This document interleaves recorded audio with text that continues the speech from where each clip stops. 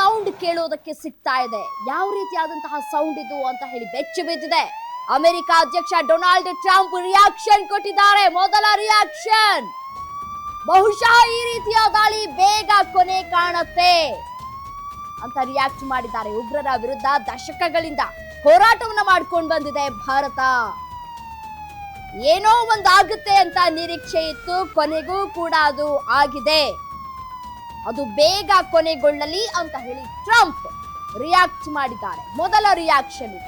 ಪಾಕಿಸ್ತಾನದ ಮೇಲೆ ಭಾರತೀಯ ಸೇನೆ ಅಟ್ಯಾಕ್ ಮಾಡ್ತಲ್ಲ, ಆ ವಿಚಾರಕ್ಕೆ ಸಂಬಂಧಪಟ್ಟಂತೆ ಏನೋ ಒಂದು ಆಗುತ್ತೆ ಅನ್ನುವಂತಹ ನಿರೀಕ್ಷೆ ನಮಗೆ ಇತ್ತು ಅಂತ ಹೇಳಿ ಅಮೆರಿಕ ಅಧ್ಯಕ್ಷ ಡೊನಾಲ್ಡ್ ಟ್ರಂಪ್ ರಿಯಾಕ್ಟ್ ಮಾಡಿದ್ದಾರೆ.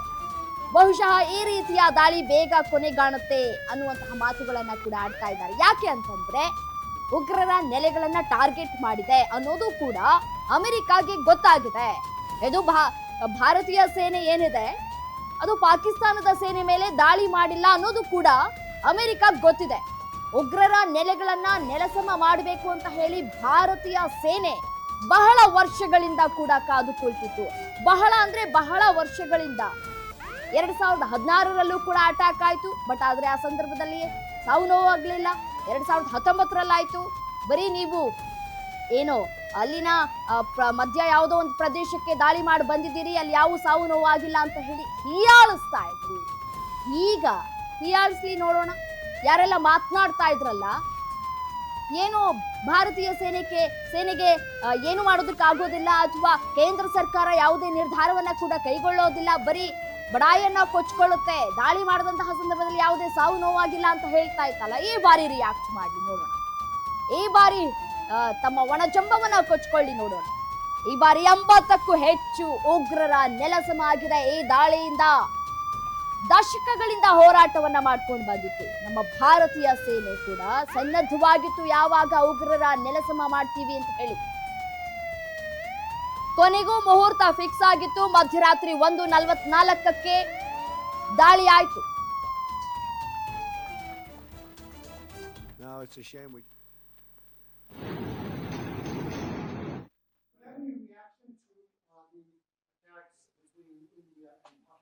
No, it's a shame. We just heard about. Any questions for Steve?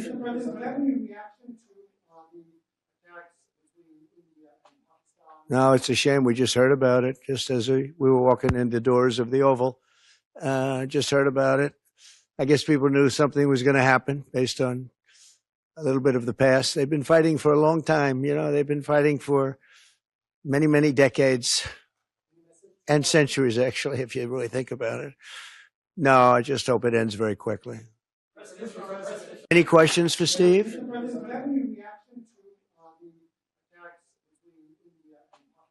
No, it's a shame. We just heard about it just as we were walking in the doors of the Oval. Just heard about it.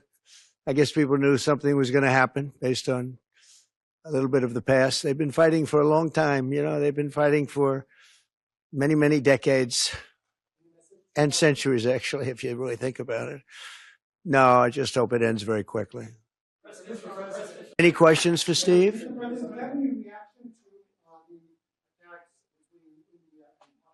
No, it's.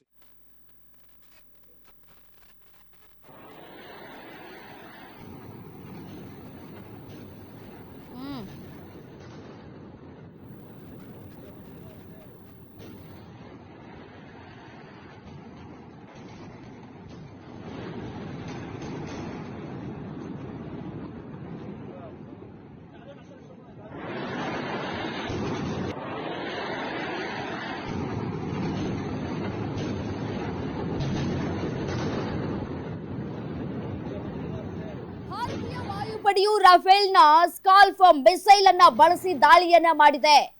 ಇದಕ್ಕೆ America ಅಧ್ಯಕ್ಷ Donald Trump ಅವರು ಕೂಡ ಮೊದಲ ಬಾರಿ react ಮಾಡಿದ್ದಾರೆ.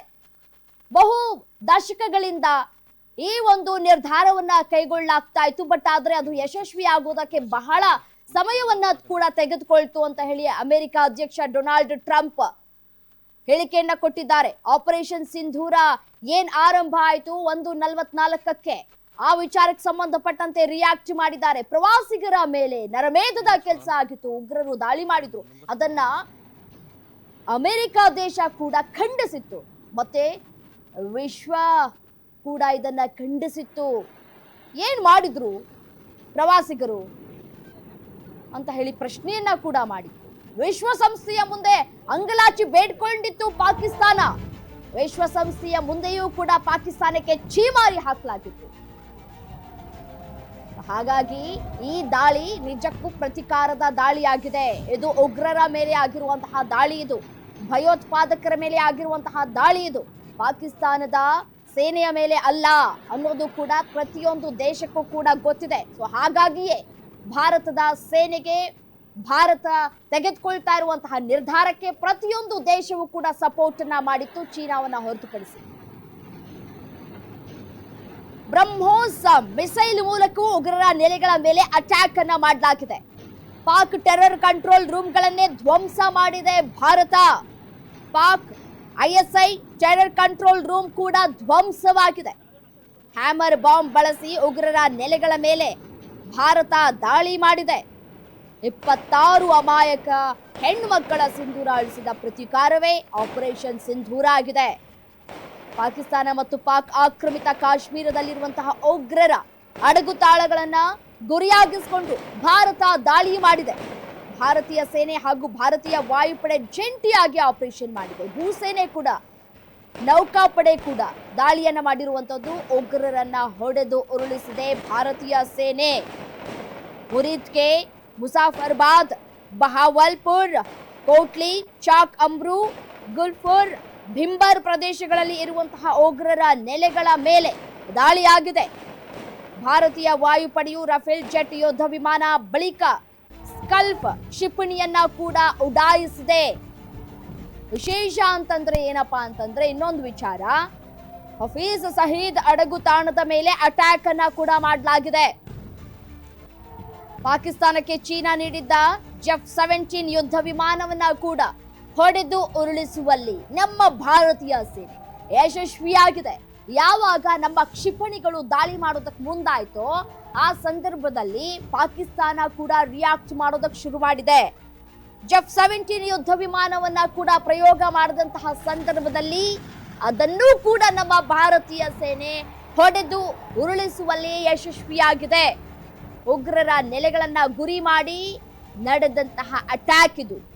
ಎತ್ತ ನೋಡಿದ್ರು ಕೂಡ ಪಾಕಿಸ್ತಾನದ ಜನತೆ ಇದೀಗ ಭಯಭೀತರಾಗಿದ್ದಾರೆ. ಪಾಕಿಸ್ತಾನದ ಸೇನೆ ಕೂಡ ಏನು ಮಾಡೋದಕ್ಕಾಗ್ತಾ ಇಲ್ಲ, ಕೈ ಕಟ್ ಕೂತಿದೆ. ಸೇನಾಧಿಕಾರಿಯೇ ಇಲ್ಲ, ಇನ್ನು ಯಾವ ರೀತಿಯಾದಂತಹ ಪ್ರತಿದಾಳಿ ಆಗತ್ತೆ ಅನ್ನೋದು ಪ್ರಶ್ನೆ. ಏನೇ ನಾನು ಅಣು ಬಾಂಬ್ ಪ್ರಯೋಗ ಮಾಡ್ತೀನಿ, ನಮ್ಮ ಹತ್ರ ಈ ರೀತಿಯಾದಂತಹ ಶಸ್ತ್ರಾಸ್ತ್ರಗಳಿದೆ, ನಾ ರೆಡಿ ಇದ್ದೀನಿ ಅಂತ ಹೇಳಿ ಪಾಕಿಸ್ತಾನ ಒಣಜಂಬವನ್ನ ಕೊಚ್ಕೊಳ್ತಾ ಇತ್ತು. ಅದಕ್ಕೆ ಸರಿಯಾದ ಸಮಯವನ್ನ ನೋಡಿ, ಜಾಗಗಳನ್ನ ನೋಡಿ, ಗುರಿಯಾಗಿಸ್ಕೊಂಡು ಸರಿಯಾದ ಅಟ್ಯಾಕ್ ಮಾಡಿದೆ ನಮ್ಮ ಭಾರತೀಯ ಸೇನೆ. ಸಿಯಾಲ್ಕೋಟ್ ಮತ್ತು ಮುಜಫರಾಬಾದ್ ಮೇಲೆ ಅಟ್ಯಾಕ್ ಆಗಿದೆ.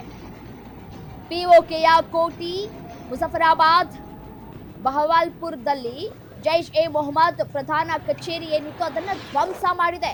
ಮುರಡ್ಕೆಯಲ್ಲಿದ್ದಂತಹ ಲಷ್ಕರ್ ಎ ತೊಯ್ಬಾ ಕಚೇರಿಯನ್ನ ಕೂಡ ಉಡೀಸ್ ಮಾಡಲಾಗಿದೆ. ಯಾರೆಲ್ಲ ಮೇನ್ ಇದ್ರಲ್ಲ ಅವರನ್ನ ಉಡೀಸ್ ಮಾಡಬೇಕು. ಇನ್ನೂ ಕೂಡ ಬ್ಯಾಲೆನ್ಸ್ ಇದೆ. ಮಾಕ್ ಡ್ರಿಲ್ಗಳು ಕೂಡ ಆಗ್ತಾ ಇದೆ. 224 ಕಡೆ ಮಾಕ್ ಡ್ರಿಲ್ ಅನ್ನ ಮಾಡೋದಕ್ಕೆ ಸಿದ್ಧತೆಗಳು ಕೂಡ ಆಗ್ತಾ ಇದೆ. It's just a trailer, picture Abhi ಬಾಕಿ ಹೈ. ಪಾಕಿಸ್ತಾನದ 4 ಕಡೆ, POK ಪ್ರಾಂತ್ಯದ 5 ಕಡೆ ದಾಳಿಯಾಗಿದೆ. ಪಾಕ್ ವಿರುದ್ಧ ಭಾರತ ಏರ್ ಸ್ಟ್ರೈಕ್ ಮಾಡಿದೆ. ಯಾವ ರೀತಿಯಾದಂತಹ ಏರ್ ಸ್ಟ್ರೈಕ್ ಆಗಿದೆ, ಏರ್ ಸ್ಟ್ರೈಕ್ಗೆ ಪಾಕ್ ಯಾವ ರೀತಿಯಾಗಿ ತತ್ತರಿಸಿ ಹೋಗಿದೆ ಅನ್ನೋದನ್ನ ನೋಡ್ತಾ ಇದ್ದೀರಿ. ಏನ್ ಮಧ್ಯರಾತ್ರಿ ಪತ್ರಿಕಾಗೋಷ್ಠಿ ಕರೆದಿದ್ದೇನು, ವಿಶ್ವಸಂಸ್ಥೆಯ ಬಳಿ ಮನವಿ ಮಾಡ್ಕೊಂಡಿದ್ದೇನು, ಅಂಗಲಾಚಿದ್ದೇನು. ಆಮೇಲೆ ನಾವು ಕೂಡ ಸಿಂಧೂರ ನದಿ ನೀರನ್ನ ನೀವು ಹರಿಸ್ಲಿಲ್ಲ ಅಂತಂದ್ರೆ ರಕ್ತ ಹರಿಸ್ತೀವಿ